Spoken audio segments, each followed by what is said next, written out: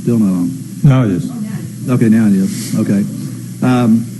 We have done some looking into that allegation, and there is some evidence that some members of the Magnolia organization do have ties with the Gulen Movement, but we have not found anything currently that would be grounds for denial. Okay. Thank you. So my question for Mr. Gutierrez, or actually for the superintendent, if we have a couple of ongoing matters here, both in terms of the OIG work and in terms of the comprehensive financial audit. I will defer to the superintendent on this to either say publicly as part of this process that if these charters are renewed, if there's anything that comes up that raises the concerns, that these will immediately be brought back to the board, or if it's better for the superintendent for us to set kind of a review timeline so that it's not incumbent upon you to kind of make that determination. I would give kind of my deference to you. You've heard that there's a couple of issues that are ongoing. What would be best? I actually be comfortable with both, and meaning that you should have an interim report on finances. There's no question whatsoever about that. And the Inspector General looks into matters, and if anything should happen, it should come back for revocation, period. I think we're really clear about that. The history of the Charter Office is very clear about that. The matters that have been raised, and Board Member Ratliff identified two of them, I think it should be both. Okay. If that so pleases the Board. It certainly pleases me. I'll defer to Board Member Ratliff, as this is her district, to do the recommendation. But last question, Mr. Gutierrez. We have no, obviously we have no kind of jurisdiction over this per se, but the charter schools and other schools that we authorize taking field trips like the ones that were referenced, is it our assumption that those types of trips are curricularly related, or is that something that that we just don't look at all? If it's in the petition, we do look at it, and we would expect that there's a curricular connection, or however it's described. Right. I did ask my team regarding the representation made earlier by a public speaker, and that there's no reference to that in the charter during the school year.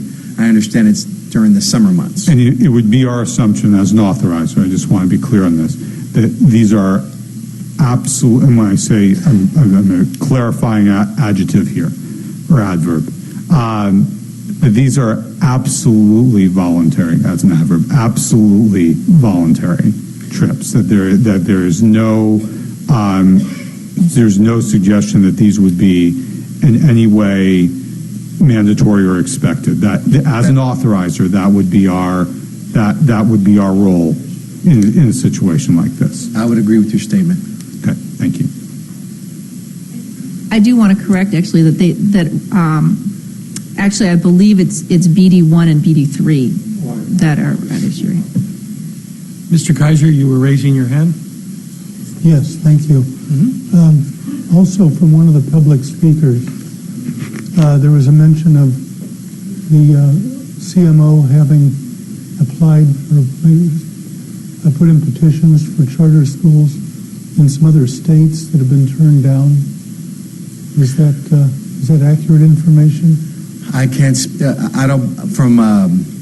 And would it be relevant information if it's alleged? I'm not aware that this organization, the California-based Magnolia Science Academies organization, has applied out of state. I am aware that they have applied in other parts of this state, and we have been in contact with such authorizers. But I cannot speak to out of state at this time. And the authorizers in other districts in state? Yes. They've accepted allowed the petitions, or have they turned them down? In the past, there's been approvals. I know of the one in a different county that was recently denied for a new petition. And what was the basis of the denial? I don't have all of their findings committed to memory, but I do understand that some of those had to do with the financial picture for the school, which is one of the reasons why we have the conditions on these renewals as stated. Thank you. Ms. Garcia? Board members, I'm just a little confused and I'm concerned about this. So we've turned down charters that other people approve, and then the county approves charters that we turn down. So I am uncomfortable with the notion that what is happening in other jurisdictions is material here, number one. Number two, I am also uncomfortable, Superintendent, that in every motion that comes to this board, I should ask if you believe that your team is right on the finances, or that you have neglected or denied or ignored the Inspector General's reports to us. So this idea that we're uncomfortable with something that we really aren't clear about, but people are in groups or something, I think this is in a dangerous place. And I am expecting that when you bring us a recommendation, I can disagree with you, but I'm expecting that when you bring us a recommendation, the work has been done. And I am uncomfortable accepting amendments that direct you to do your work.